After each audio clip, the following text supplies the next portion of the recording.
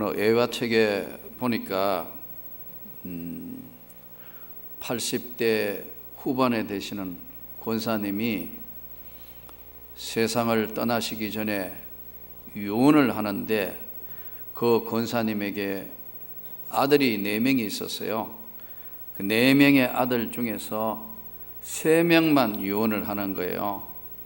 첫째 아들에게 내가 이제 눈 감고 이 세상에 할 일을 다 하고 이제 눈을 감고 임종하면 너무 슬퍼하지 마라. 왜냐하면 우리는 다음에 천국에서 만날 거니까. 예, 어머니. 또 둘째가 이제, 어머니 둘째냐? 그래, 너무 슬퍼하지 마라. 너 형들 말 잘 듣고 엄마가 없는 세상에 형 말 잘 듣고 천국에서 이 다음에 만나자. 예, 어머니. 셋째도 왔어요. 똑같이 너 형들하고 형제들 의의 있게 잘 지내다가 천국서 만나자. 근데 넷째는 말을 안 하는 거예요. 어머니가. 넷째가, 어머니 왜 저희한테는 이야기를 안 합니까? 그러니까 너는 예수를 안 믿지 않니? 그러니까 나하고서 천국에서 만날 수가 없지 않냐. 그동안 한 번도 교회 안 나가고 부모님 속썩이고 마음대로 돌아다니는 넷째가, 어머니 저도 예수 믿을게요. 그리고 어머니 마음 놓고 편안히 임종하십시오. 아들아, 너의 말을 믿고 너가 예수를 영접하고 나와 천국에서 만날 것을 약속하마. 그러고 임종했다 그래요. 여러분, 오늘 영국의 유명한 스펄전이라는 목사님은 천국에 가면 3번 우는데, 첫째는 너무 좋아서 울고, 사람이 너무 기뻐도 울어요. 너무 좋은 일 만나보세요. 막 좋아서 막 눈물을 막 흘리게 돼요. 천국에 가면 너무 좋아서 울고, 두 번째, 주님 위해서 못다한 일이 많아서 내가 더 하고 왔어야 되는데 후회해서 천국 가서 눈물을 흘리고, 세 번째는 두고 온 가족 때문에 운다고 그래요. 여러분, 오늘 우리가 예수 그리스도를 믿으면서 주님의 은혜를 입었다는 사실을 잊지 마시기를 바랍니다. 매주 화요일 날 행복전도대 이렇게 보면 축구 전도를 하거나 관계 전도를 하거나 해보면 결국은 2 종류의 사람으로 딱 나누어져요. 복음을 받아들이는 사람, 예수를 믿기로 하고 예수 그리스도의 세계를 받아들이기로 하는 믿는 자 쪽에 서 있는 사람이 있는가 하면 끝까지 복음을 거부해요. 복음을 거부하는 정도는 괜찮은데 불신하여 대적하거나 욕하는 사람들도 있어요. 자기하고 아무 피해를 준 것도 없는데 욕하고 대적해요. 오늘의 이 성경 본문은 이고니온이라는 곳에서 바나바와 바울 사도가 복음을 전할 때 일어난 사건을 다루고 있는 내용의 본문이에요. 이제 본문으로 한번 들어가 보겠습니다. 이에 이고니온에서 2 사도가 함께 유대인의 회당에 들어가 말하니 유대와 헬라의 허다한 무리가 믿더라. 허다한 무리들이, 많은 사람들이 회당에 가서 복음을 전했는데 예수를 증거했는데 믿더라. 그러나 순종 아니하는 유대인들이 이방인들의 마음을 선동하여, 받아들이지 않는 유대인들이 안 믿는 세상 사람 마음을 선동해서 형제들에게 악감을 가지게 하거늘, 악한 감정을 가지게 하거늘, 2 사도가 오래 있어 주를 힘입어 담대히 말하니 주께서 그들의 손으로 표적과 기사를 행하게 하여 주사 자기 은혜의 말씀을 정언하셨다. 정언하시니 여기서 오늘 참 놀랍게 복음이 전거되면 반드시 양쪽으로 나눠진다는 사실이에요. 오늘 바울과 바나바가 전도하는 특징이 뭐냐면 회당을 중심으로 가서 전도를 했습니다. 그러니까 여기저기 다니면서 복음 전하기가 힘드니까 오늘 이야기하면 아주 전도 전략 지역에 가서 효과적으로 복음을 전했어요. 전하니까 수많은 유대인들과 헬라인 중에 많은 사람이 믿기도 하는데 안 믿는 유대인, 이 사람들이 안 믿는 이방인들을 막 선동해서 악한 감정을 가지게 만들었는데 바나바와 바울은 예수 그리스도의 생명의 복음을 계속해서 전할 때 표적과 기사와 이적이 나타났다. 이걸 보면서 우리가 알 수 있는 것은 복음을 전하는 데는 조건이 없는 거예요. 성별도 없고 피부색도 없고 나라도 없고 언어도 없고 역사를 초월해서 하나님께서는 구원받기로 작정되어 있는 사람들은 예수의 복음이 전해지면 반드시 영접하게 되어 있다는 겁니다. 반대로 복음의 능력이 나타나면 반대편의 사람들이, 아무 관계없는 사람들이 악한 감정을 가지고 대적하고 공격하고 어렵게 만든다는 거죠. 여러분, 참 이 악은 하나예요. 악한 그 길이 양쪽 서로 맨날 싸우다가 다른 일 벌어지면 둘이 하나가 돼요. 이상해요. 악은 여러분, 악한 그 길이 서로 매일 싸우고 막 그러다가요 또 악한 그 길이 서로 하나 돼요. 그래서 악한 거한테 이기려면요 더 악해져야 이기는 거예요. 그러니까 여러분, 악한 거하고는요 피하는 게 제일 좋은 줄 믿습니다.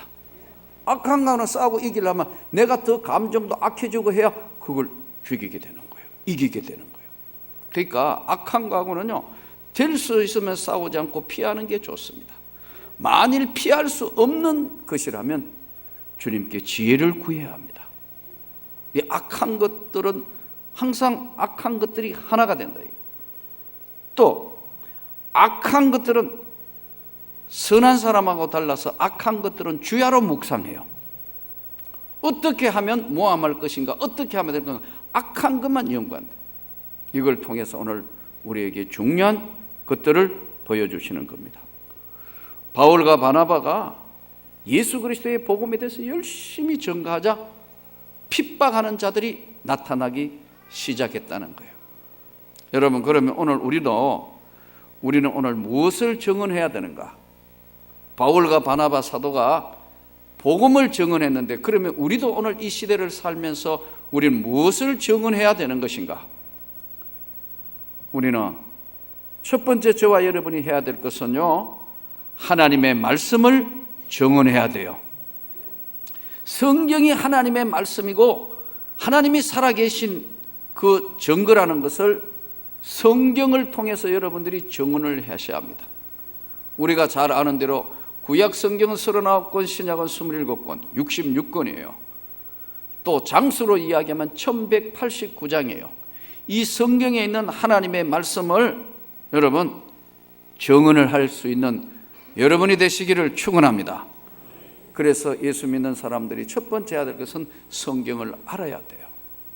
성경을 알아야 복음을 전할 수 있어요.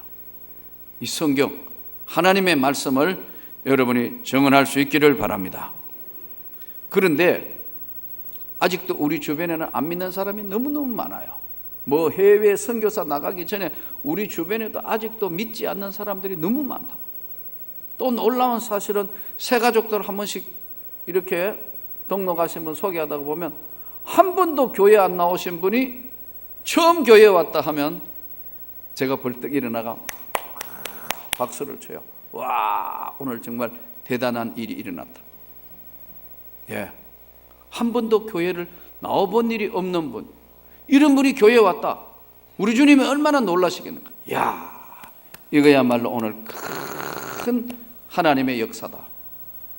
우리는 아직도 우리 주변에는 불신자가 참 많습니다. 부자든 가난하든 남자든 여자든 어린 아이부터 시작해서 할머니 할아버지 이래까지 피부 색깔이 까맣든 희든 누구든지 다 복음을 전해야 될 책임이 있습니다. 부자에게도 전해야 되고 가난한 사람에게도 전해야 합니다. 우리나라에 직장인들이 보는 부자 개념이 다르더라고요. 우리가 보는 돈이 어느 정도 있어야 부자냐. 나는 내가 평소에 생각하는 개념을 이번에 통계 보니까 직장인들이 보는 부자 개념에 보고 통계 개념이 확 깨어져 버렸어요. 여러분은 어느 정도 돈이 있어야 부자인가요? 동산, 부동산 합해가지고. 우리 편의상 한번 나눠보겠습니다.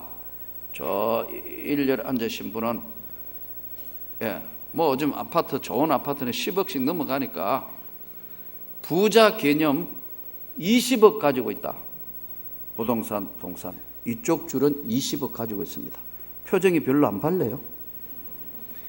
이쪽은 30억. 30억 많은 돈입니다. 얼굴을 좀 밝게 하세요. 이쪽 40억. 조금 밝아진 것 같네요. 성가대 쪽은 50억. 막 2층은 전부 통괄해서 동산 부동산이 60억 있는 게 부자다. 그 생각한다면 동의하십니까? 여러분 동의합니까? 20억 부자. 여러분 20억 부자라면 동의하시겠어요? 30억? 오늘은 저 2층에 60억 받으신 분이라고 생각하고 60억 어때요? 부자입니까? 우리나라 직장인들이 보는 부자라는 개념이 135억이더라고. 와, 나는 그거 보고 시험 돌 뻔했습니다.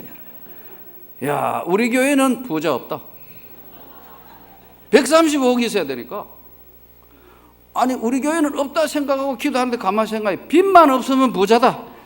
지금 뭔 소리 하는 거야, 지금 우리는 지금. 빚만 없으면 부자인데 무슨 135억. 그거 통계 보고 난 데는 영 밥맛이 썩 떨어져 버렸어요.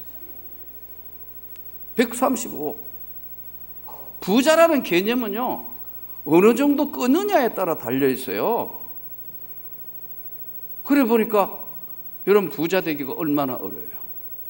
또 그러면서 그 통계를 보고 기도하는 가운데 가만히 생각해 보니까 성경에 보니까 부자가 천국에 들어가기가 낙타가 바늘구멍을 통과하는 것만큼 힘들다.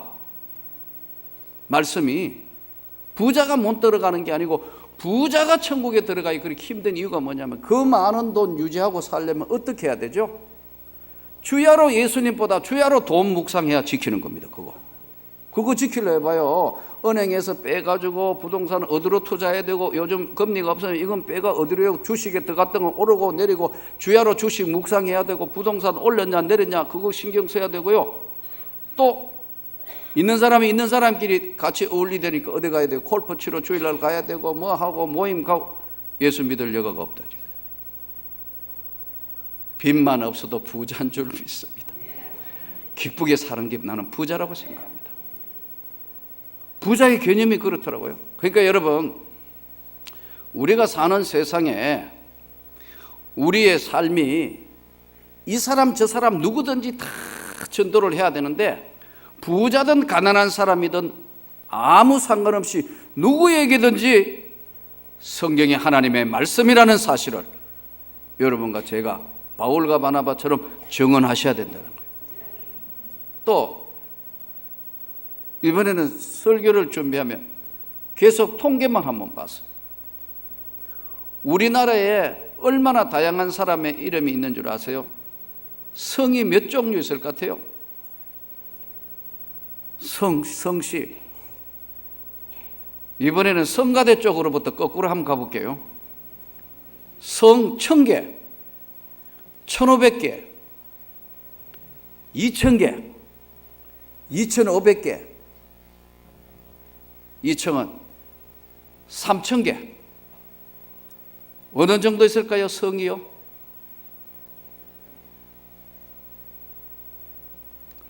4,706개 있습니다, 여러분. 그것도 보고 놀래가지고 가슴이 벌렁벌렁. 야, 성이 얼마나 많은지. 우리나라 성씨가 4,706개예요. 세상에. 얼마나 이름이 뭐 괴상망측한 이름까지 다 있어야 돼. 성이. 근데요, 이 수많은 성들 중에 외국인 말대로 우리나라 남산에 올라가가 돌멩이를 밑으로 던지면 벅하고 머리 깨지는 사람 중에 5명 중에 1명이 김씨래요. 김, 이, 박, 정 이래 나간다고. 그러니까요, 성씨도 그거 빼쁘고 나머지 가지고 저렇게 다양한 성씨가 많다는 거예요. 그러나 누구든지 이 예수의 복음을 전해야 될 책임이, 하나님의 성경이 하나님의 말씀이라는 걸 전해야 될 책임이 여러분과 저에게 있습니다. 분명하게 바울과 바나바처럼 여러분 이 복음을, 예수를 전가하는 여러분 되시기를 바랍니다. 성경을 전거해야 되고 예수를 전거해야 됩니다. 예수 그리스도가 누구인지. 나는 목회자다가 보니까 어떨 때 목사님들이 설교하는 걸 많이 듣습니다.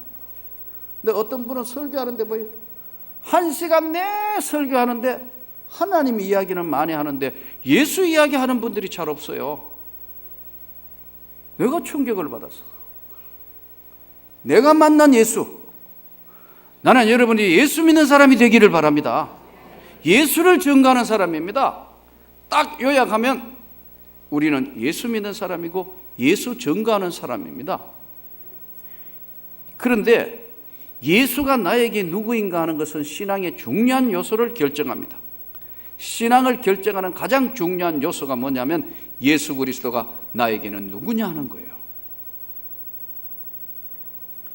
많은 사람들이 신앙생활을 열심히 하면서도 아직도 가슴 속에 치료되지 않는 부분이 있어요.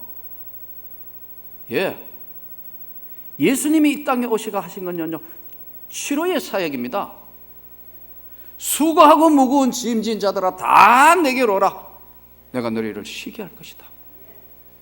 마음속에, 가슴 속에 있는 자기도 모르는 짐, 인생의 짐, 받았던 상처, 이런 것들이 다 나섰는 줄 알았는데 차곡차곡 쌓여 있어요.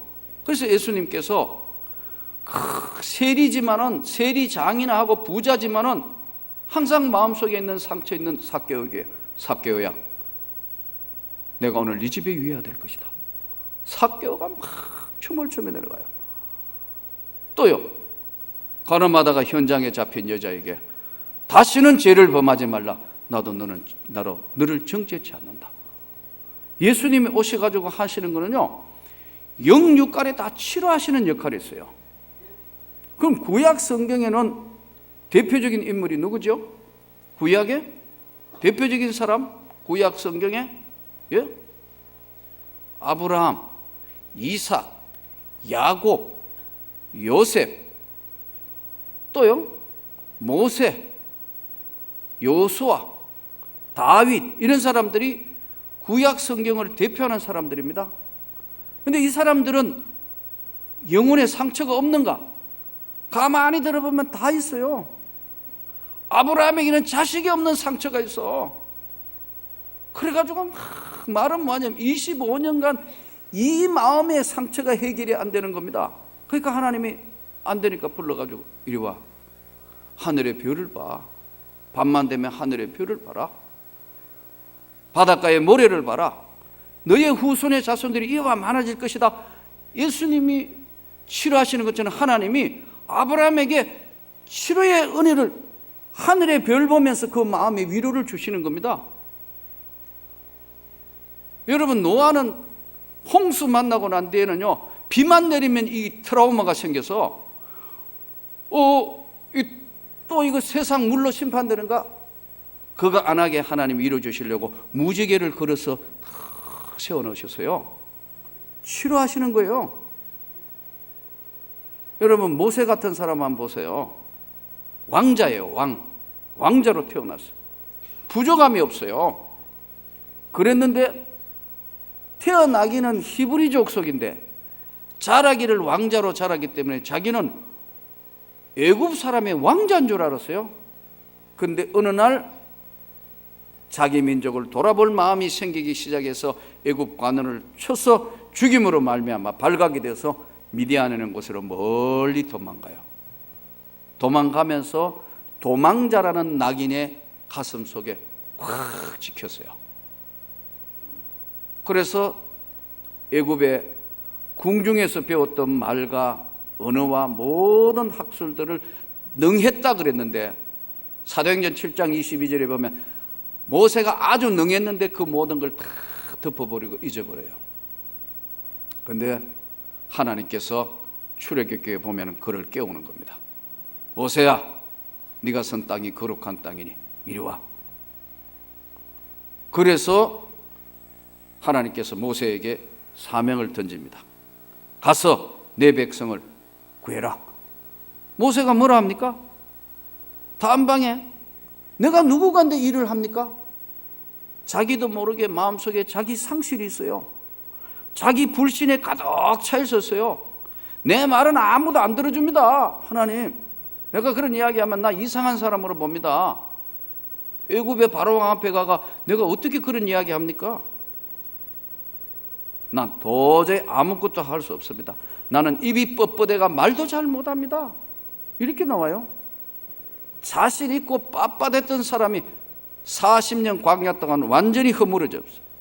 나는 아무것도 할 수 없다고 자기 스스로가 과소평가해요. 무력감, 상실감, 자기 불신, 자기 비하, 과소평가해요. 여러분, 우리 가운데는 없는 것 같아요.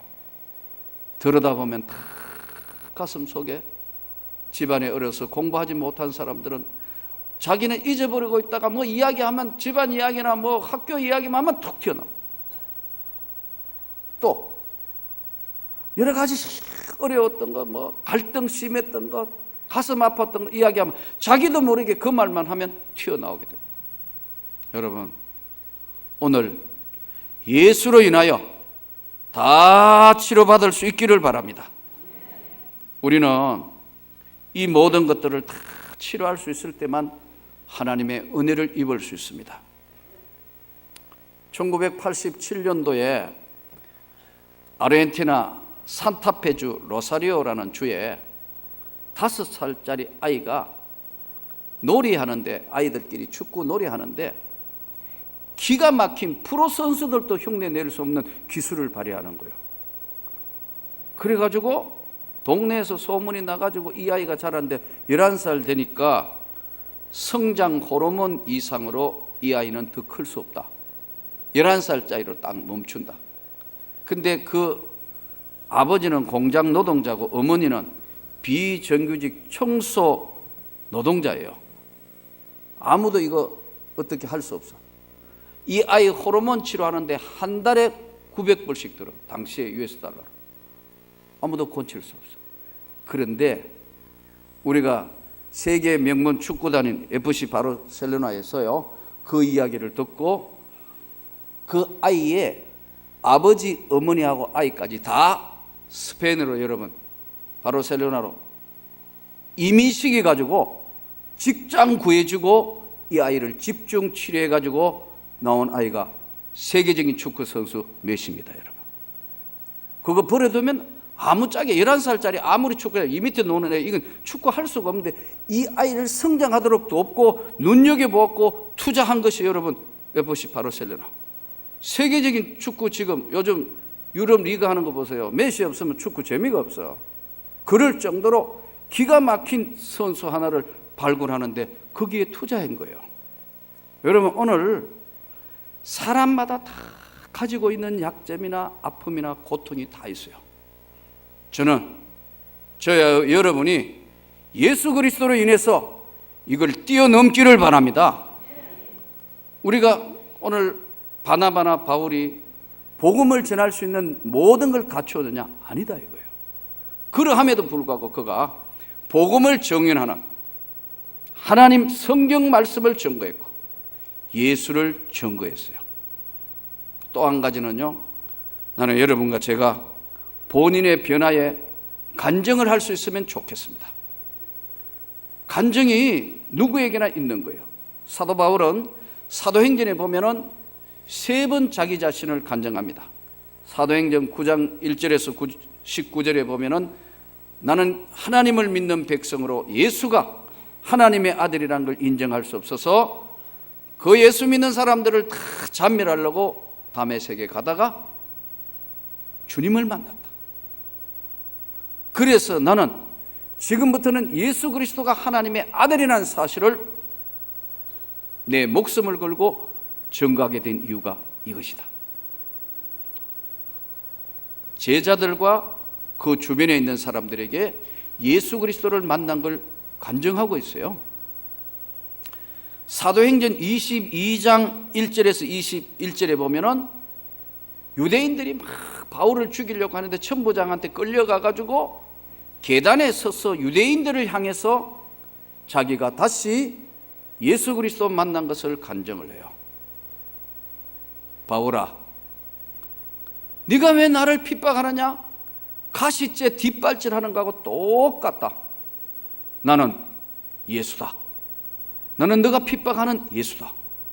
그래서 내가 예수 믿는 사람 됐고 예수 전하는 사람이 됐다. 유대인들을 향해서 청계에서 천부장한테 끌려가다가 증거하는 내용이에요. 세 번째는요, 사도행전 26장 1절에서 18절에 보면은 아그리빠 왕과 재판장 앞에서 이제 재판장 앞에 끌려나갔어. 이때 아그리빠 왕이요, 나와 같이 내가 이 묶여 있는 것 외에는 예수 믿기를 원합니다. 그러면서 자기가 또 예수를 믿게 된 그 상황을 다메섹에서 환한 빛을 만나서 내가 예수 그리스도의 증인자가 되었다. 3번이나 간증해요. 사도행전 28장 사이에 9장, 22장, 26장에 3번이나 간증한다. 저는 여러분들에게 예수를 만난 이 간증이 있기를 바랍니다. 그럴 때 이 복음의 능력이 나타납니다. 성경, 예수 증거, 여러분의 삶에서 만났던 예수 간증 대단히 중요합니다. 그러나 이 간증에는 반드시 상황이 주어져야 합니다. 이 상황을 알지 못하고는 복음의 간증의 능력은 상실되는 거예요. 상황이 뭐냐? 여러분, 우리 교회 안에도 남편이 믿지 않는 가정이 있습니다. 부인은 남편에게 매일 핍박을 받습니다. 너무너무 핍박을 받습니다. 이 부인은 한번 예배 드리러 나오는 것도 그야말로 핍박받고 씨름하면서 남편 몰래 나옵니다. 남편이 알았을 때는 집안이 벌컥 뒤집혀질 정도로 고통을 당합니다. 그러면서도 신앙을 지키려고 노력합니다. 남편은 그렇게 이야기합니다. 교회를 택하든지 집을 택하든지 둘 중에 하나 하라. 예수를 택하든지 남편을 택하든지 하라. 이런 핍박을 받으면서 어렵고 가운데 예배 드리는 사람에게 간증은 눈물 그 자체입니다. 여러분, 그걸 그냥 똑같이 우리 예수 믿는 사람들 뭐 그냥 교회 나오고 안 나오고 이런 거 하고는 다르다는, 그 사람의 상황은 전혀 다른 상황이라는 거죠. 또 어떤 사람이 있습니까? 질병에 큰 고칠 수 없는 질병, 말기암입니다. 수술해서도 보장을 할 수 없습니다. 그런 가운데 눈물을 흘리며 주님을 붙들고 있는 그 간증은 일반 사람하고는 깊이가 다르다는 겁니다. 죽음과 막바트는 문턱 앞에 서 있어서 만난 예수는 일반 사람이 그저 느껴지는 예수하고는 다르다는 것을 오늘 상황적인 것이 복음과 간증의 가장 중요한 요소입니다. 여러분, 직장 생활 해봐요. 전부 안 믿는 분위기. 직장 상사가 술을 좋아해가 매일 술집에 데려가고 막 그 동료들 분위기가 전부 술집 분위기인데, 예? 그 사이에서 신앙을 지키기 위해서 직원들 토닥토닥 하면서 예수쟁이라고 자꾸 손가락질하고 소외되니까 싫어하는 거 안 하는 거 그런 거 일 계속해서 저들이 남들이 하게 하는 싫어하는 걸 다 해주면서 직장 생활에 여러 가지 어려운 가운데 신앙 지키면서 하고 있는 상황 때의 간정, 그것은 좋은 여건에서 신앙생활하는 사람들하고는 전혀 다른 무게의 간정이라는 사실이에요. 저는 여러분, 오늘 주님이 우리에게 주신 이 귀한 복음의 은혜, 새 생명, 여러분들이 귀하게 간직해서 성경을 전가하는 사람 되기를 바랍니다. 예수를 전가하는 사람 되기를 바랍니다. 바울처럼 저와 여러분이 만난 예수를 간증하는 위대한 삶을 한 주간 세상 속에서 고통받고 있는 이들, 남편 때문에, 가정에, 물질 때문에 고통받고 있는 이들, 질병으로 정말 생명선 위에 서 있는 고통받는 이들, 직장에 여러 가지 분위기로 왕따 당해 있는 그런 사람들의 분위기까지 여러분이 잘 이해하셔서 이 복음이, 예수의 영광이 한 주간 동안 여러분의 삶과 저의 삶에 젖어들어서 증거하는 우리의 삶이 되기를 주 예수 이름으로 축원합니다.